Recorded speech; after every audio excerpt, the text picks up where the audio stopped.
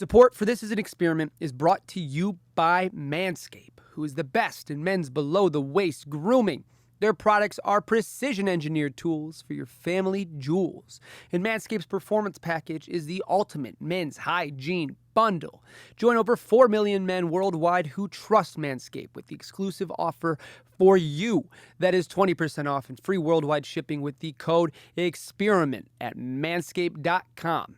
If my math is correct, that's about 8 million balls. The experience is the experiment.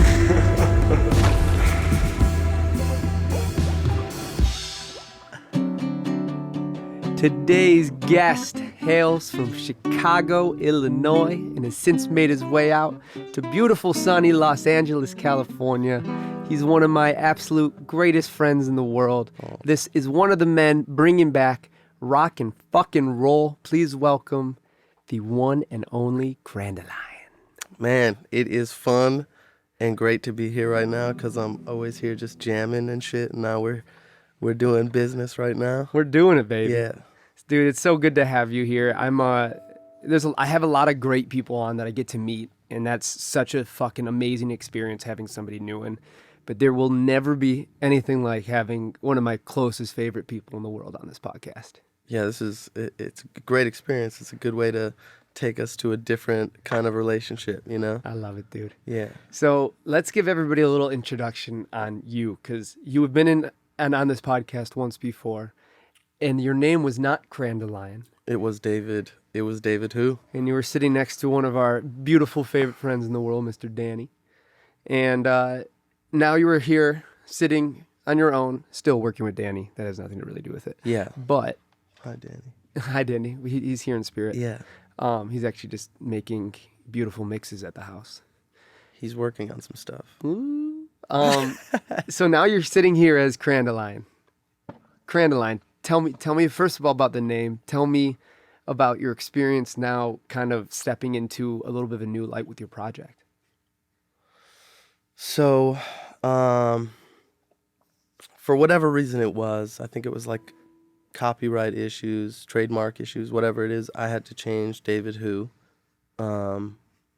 which, you know, I liked having my first name in the name of my, artist name, but I was kind of down to give it up for Crandelion, whatever you want to call it. Crandelion, baby. I was willing to give it up because, at one point I realized I just wanted to have this name that was more of a band name, something that I could stand by with just as myself, or something that I could stand by with, a group of amazing people behind me, and we're all just Crandelion, So I think it's something that's just bigger than me right now, the name and what it stands for, but I'm standing with it strong. And I love it. yeah, me and Danny actually have been on tour with baby Jake. The one and only. And shout out to Jake. And the other man bringing back rock and roll. He is definitely bringing back rock and roll hard. He's been a big impact on, Danny's turn of style with production, and me and him have gotten a lot closer because he's doing this rock and roll, and I'd say we're all kind of like a team. But anyways, absolutely. But that's a huge part of this podcast is I want to show how communal this is, how important it is to find the people that make you feel the best and help you express your art the most. And that's exactly what this is. I mean, you guys have this little collective, this little family of people that absolutely adore each other, but also we do push each other like no other, like family. And that's huge. That's necessary. Yeah, I think it's important. You find out here or in any type of industry place, you're going to find people that are cool friends to have and associate with and do things with and, get things done with. But also at the same time, you have this select few of people that are like more your circle, just kind of people that you love and you hang out with, whether it benefits you or not, just because you like the person and, you enjoy you enjoy what they bring you, you know? Absolutely. Yeah, it's like a fulfillment. And, you know, aside from the music stuff, me and Danny are great friends. Me and Jake have become amazing friends over the past like year and a half or 2 years. And yeah, it's amazing. You know, I think it's important to find people that you really connect with for your craft, for your friendship, relationship, blah, blah, blah. Absolutely, dude. And just you gotta keep having fun. You gotta find people you can fucking have a blast with and go Totally. do all your favorite things. Totally.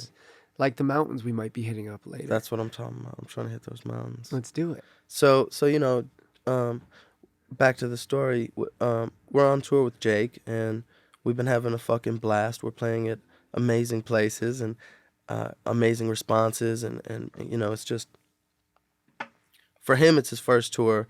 For me, it's my first time playing shows with a band, doing, you know, stuff like that, playing on big stages with big crowds. And you're playing some of your own music now too. I get to open for him, and I get to, you know, play. You know, I'm standing right next to him for his sets, and I'm singing a bunch of songs with him as well. It's a lot, you know. It's a big thing to feel, you know. It's great, but we were off. We were off for like a week. We had come back to Nashville, where Jake's living now, and I was really concerned about this name switch thing. I was fucking killing myself for like 2 months about it. I had this giant fucking list on my phone, and like I made it even a written list, and I had like 100 names. And I was like going on Instagram, and I was just like posting these ridiculous stories like, can anyone help me with a name? What do you see as a name for me? Blah blah blah. Like, we had many conversations about it. yeah, you know, I was just really lost about it. You know, Totally. I it started making me question my artistry. It started making me question what I do, if I'm good, if I'm creative, and you know, I was just like all in my head. I was like, man, if I can't come up with a name, what makes me think my fucking music is worth it, or some, you know, just crazy shit. Your head And goes places. Totally. it went wild. And we were on this 1 week break from the tour. We're working on an EP right now. Me and Jake are working on an EP that Danny's mixing. And Jake's trying to get me in this zone, like to focus on the work. You know, he's just like, what do you think about this? He's bouncing off these ideas, and I just can't think straight. You know, I'm not even like looking at him. I'm looking at the floor, like all, you know, Debbie Downer.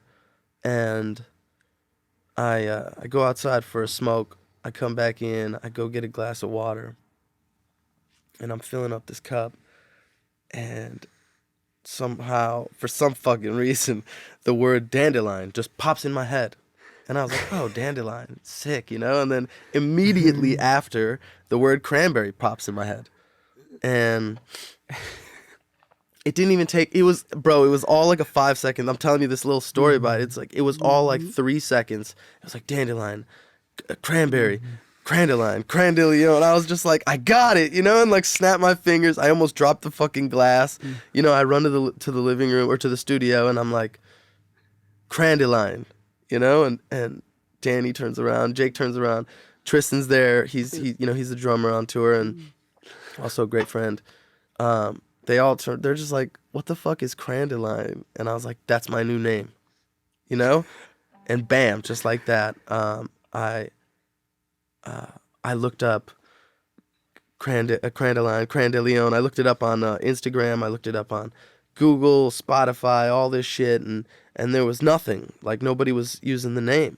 And I just right away switched all my accounts to Crandelion, Twitter, YouTube, Instagram. I made an email, nobody had it. I like made all this shit, and I was so stoked. And That's so cool. Yeah, right then and there. That's so fun. And like, it kind of shows that you don't need to overthink everything. That you sometimes in some of these situations, and it's easier said than done, you know, it's a little bit easier to feel that in retrospect. Obviously, in the moment, your head's all over the place with it, and that's so normal. But it really teaches you, like, Be where you are for a second, and the craziest things will happen, and you'll find answers to questions that you never thought you'd find. Yeah. I mean, yeah, It's so and like cool. in some ways it's good to overthink or whatever, but in other ways I think taking a break off it or like giving yourself some time to just getting rid of that thought, Totally. thinking about it and then just losing that thought. You never know what pops in, to your Yeah, head. the balance of it. Yeah, It's huge. it's magic. It's crazy. It's straight magic. That's so crazy, dude. Yeah, So let's give everybody a little backstory on you. You're from Chicago. I'm from Chicago. I I got three amazing older brothers, and I got my mom. They all live pretty much in the same area. We have this job in downtown that I used to work at before I moved here. It's a jewelry store that my father opened up in about, it was like 1995, right before I was born. Wow, it's as old as me. Yeah, it's older than me, and my brothers were working there for a while. I was like a pretty troublesome kid growing up, so I was in and out of different schools, just kind of, I don't know, just kind of dicking around, throughout my younger years. Growing up. Yeah, but when I was like around 8 years old, my oldest brother was in this cover band. He was in this Pink Floyd cover band, and shit was crazy inspiring. I would go to as many shows as I could. He had like all these bar shows, college shows, and like I'd try to come to all his rehearsals too. And it was like around that time I started just bonding with my oldest brother a lot more. He showed me the guitar one day. I was like 8 or 9, and he gave me one of his classical guitars. It was like a nice nylon string. I still have it back home actually. And he taught me this one song, and like just kind of told me how to play it. It didn't teach me, just verbally, taught me about what I had to, and I just like fell in love with guitar really young. Practiced it a lot. I didn't have, like I said, I was pretty troublesome or whatever. I didn't have many friends growing up. I spent a lot of time just practicing guitar, doing other stupid things. And then when I was a teenager, I was going into my freshman year in high school.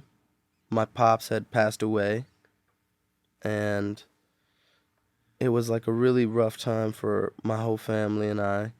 So I left school when I was 14. I started working at this family business, and I was working there for like 9 years or something like that. It's really not a whole lot that happened in between then, all those 9. It was just a lot of work. And I'm sure a lot of thinking and life still happens, and a lot of things culminate A lot of life happened, yeah, sure. to But get you here. right, that's what I'm saying. A lot of things happen. Yeah, I met Danny actually when I was like I known him my whole life. He's friends with my older brother, but I met him when I was 15, like on a more personal level. I flew out to LA for a vacation one time actually, and he had this other roommate. It was another artist he was working with at the time, and I bonded with him heavy. I was already, I was playing guitar for a while. I bonded with him heavy, and that's how we just stayed in touch over the years. But around the time I was like 17 or 18, I started doing producing stuff, like hip hop music, electronic music. Which I got to hear for the first time. Yeah. It was, it was a little like moment that I was like trying to reach out to more than my small group of friends. I was trying to reach out to like other people. One of my brother's close friends, his name's Chappie. He introduced me to a bunch of great artists, a bunch of cool people. I met people and worked with people like D Gaines. He was a huge videographer, and he still is. He's a great videographer, great dude, amazing artist. So, I was collaborating with him, doing a lot of guitar stuff, making like little beats with him. We made a couple records together. Um, and then I got close with my great, amazing friend and brother, Dolly Austin. He's an amazing artist that I was working with for like 2 solid years. We made an album together. Actually, it was like 10 songs or something, and just through a bunch of mixing stuff and whatever the hell, we for some reason we couldn't get the album to drop. You know, um, and that kind of like didn't like upset me, but I was just like, man, I just want to drop music, I want to release, I want to do this. I want to do music, and then I started working on my own stuff, and I made a couple songs, showed them to Danny. Every time I made a song, I showed it to Danny. I was like, dude, what do you think about this? What do you think about this? And he'd always just give me the same like fucking answer, like, oh yeah, it's really nice, man, it's cool. He'd try to give me some mixing tips every now and then. I didn't fucking care about mixing. Um, but I made this one song, and I showed it to Danny. I sent it to him, and this is the first time this happened. I sent it to him, and then like 10 minutes later, he calls me. Danny never calls me. Like, I live with him now, and unless he needs something or like we're out of something at the house or something, he never calls me. So I made this tune, and he calls me, and he's like, dude, this song is fucking nice. Is that exactly how he said it? I forgot exactly what he said, but he was really into it, and I forgot what I was doing, but it was like an amazing moment for me. And we were like chit chatting for a bit, and he told me to come to LA, just to hang and maybe do some music ideas or whatever, and I flew out to LA. He introduced me to a few people, but mostly we were just working, and we made these amazing records. Like, amazing. I never thought that we'd make these kinds of records. We wrote them really fast. Are some of the ones that I've heard, I won't name any names, but are some of the ones that I've heard part of that collective of songs? Yeah, totally. Then yeah, I can contest. Yeah. So I have this like routine where I wake up at like 4:30 or 5 a.m. every day before the sunrise, and I like watching the sunrise, but I also just like creatively working in the morning. It helps me really get along with my day better. I got like 3 or 4 hours to fucking put in some grind and really get inside my own feelings and inside my own mind about creative stuff. I got 3-4 hours before anybody else wakes up, before the world wakes up, so that's like my little advantage. And I was doing that for like a month. I was here for a month, and I wrote a bunch of great ideas. Me and Danny turned them into a bunch of amazing records, and Danny was like, this could be a thing. He's like, you could possibly like be an artist and just do this shit. And it was a lot for me to think about all at once, because I've been working the same job for fucking whatever 9 years. It's my family too, and I sat on it for a while. I went back to Chicago. We had these amazing songs, and I was like, I don't know what the fuck I'm doing, like, and Danny and a few other people that were pretty invested in me, not financially, just like mentally, and like they really believed in me. Yeah. Mostly Danny, though, just kept hitting me up and was just like, listen, man, if you don't do this now, you really won't have another opportunity to do this. You know, it's like age stuff and all, you know, timing. He's like, the timing is great. It was COVID, you know. It was the perfect It, time. you know, it was like the beginning of the whole COVID thing. And yeah, I was like 24, and I was just like, yeah, you know what? Now is probably the best time to do it. And then I just made it a thing, you know. I gave myself a date. I saved up a bunch of fucking money, every dollar that I could, and drove my car out here last year, little over last year, and since then we've made, I can't even count how many more amazing records, and you know, I got records on records to release every month from now on. We're gonna be releasing a lot of fucking It's fucking good, good dude. shit.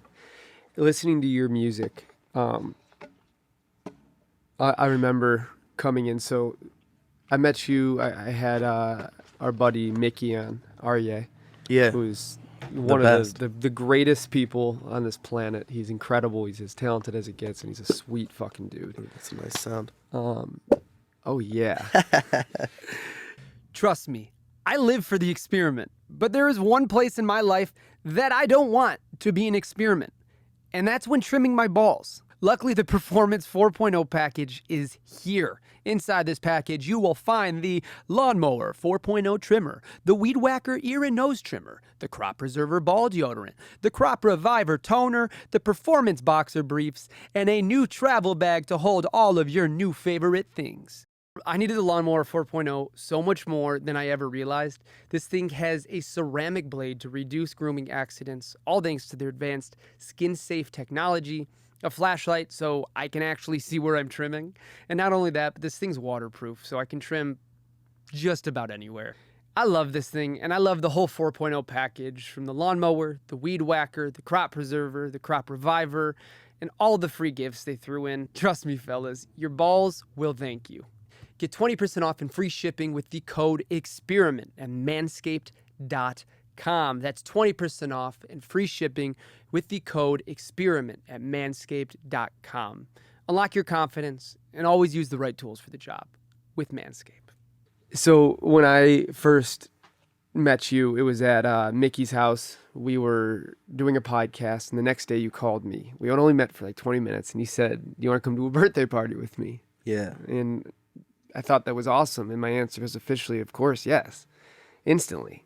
And I met up with you at some random guy's house, and I met a couple of people. I met Schumach, I met Tristan, and then this giant of a man walks out as you're cooking some of the greatest food I've ever had. Shish kebabs, baby. And I'm pretty sure he had some sort of cowboy hat on. And this Yeah. was baby Jake. And that's when I really got to see this whole dynamic that this whole group had. And it was fucking amazing. And I went back with you guys later that week, and you and Danny were showing me some of the new music. And it was a surreal feeling, because it was what I assumed it would be like listening to Pink Floyd sitting in a room with Hall & Oates, sitting in a room with Crosby, Stills, Nash and Young, Whoa. while fucking John Bottom's on the drums. It was this crazy feeling of like, this is probably what it was like growing up and hearing rock and roll being created. And I don't mean rock and roll in general. I mean the rock and roll from the 70s and the 60s and the time when it was new.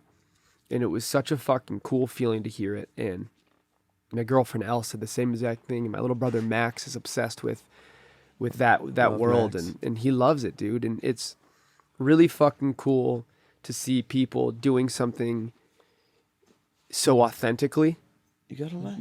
that brings back the nostalgia of something that's so Oh, I gotta lie. that brings back this nostalgia. And it's been such a freaking blast. And it's obviously, I mean, you hear my music, it's clearly made a huge difference in the direction I've gone. And the funny thing is, it was what I wanted to make the whole time. I just didn't know you get in your head about shit. Yeah. And then you find this group of people that are making something from the same place that you'd like to be making it, and it just changes your whole creative perspective. I hear that, man. It's definitely hard to confidently be doing this kind of music and just like in this kind of lane with however else the world is kind of turning right now. Everybody is and I'm not singling out everybody. It's not like everybody. Totally. I've met amazing people that I love out here. I love their music, but it's just more popular to be on the wave of different things: pop music, hip hop music, electronic. Everything still has a bigger buzz than rock and roll right now. It's a bit hard to commit to that. There's like a select few of big rock bands that are still doing shit today. And it's still different. I feel like it's more modern rock versus what you're doing is more new, but also hones in more on the earlier side of rock and roll. It has a little bit more of that style of being. It comes from that place from the heart, where it's this very organic thing, and you're back to writing music, sitting with the guitar, Totally. in a room where you guys are touching the gear before you touch the computer. And that's such a huge thing, and it makes such a big difference with what you do. Everything's got their way to happen. You want to make a beautiful pop song. A really good way to do it is to use some big synths and a shit ton of layers and a bunch of people in the room, and it works, and you can make beautiful music that way. Yeah, But you can. for what you're doing, it's a different thing.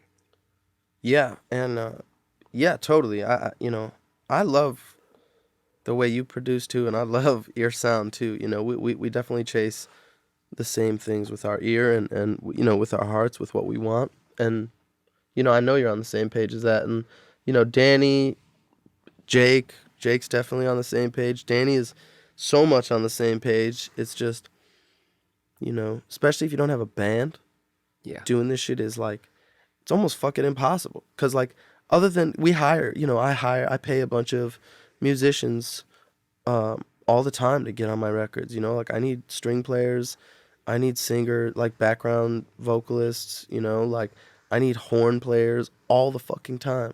And it's expensive. I wish I could go just find some cool string players and horn players that are like, I got some horn players I'm for down you. for the cause. Like, let me even let me play with you live, like Yeah. that kind of shit's not real anymore. People don't just like come out and play horns live for free or for little pay or for, it's like you have to, It's tough. it's like you have to go through union shit. It's like all this shit. Yeah, it's a tough time, and also shit's just so expensive, and so many people out here are betting on this and are struggling so much with it, and it's a hard balance Crazy.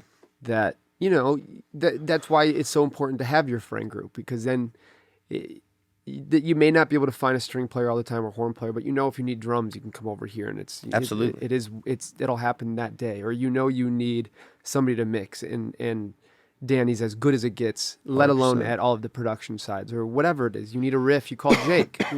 There's all these different components, but at the end of the day, all this shit is rooted in the same place, which is you got to find your community, and you got to be open to the community. You can't keep your eyes shut and keep your head down all the time, because you're going to miss some of the most special moments that will happen if you keep your head up. And that's all this is. And you're portraying that really heavily and well right now. You're really going for it, where you're really trying to find and grow your community and meet people and connect and share music and create music and all these things that at the end of the day create success. And I think that's where you're headed. You know how I feel about you and Danny. I got all my eggs in your guys' basket. I love you guys. I think you are doing something really special. Thank you, man. I appreciate that. Of course. I love you too. I love you, Crandelion. And to everybody listening, I'm Crandelion, and this is an experiment. yeah, baby. Bye, everybody.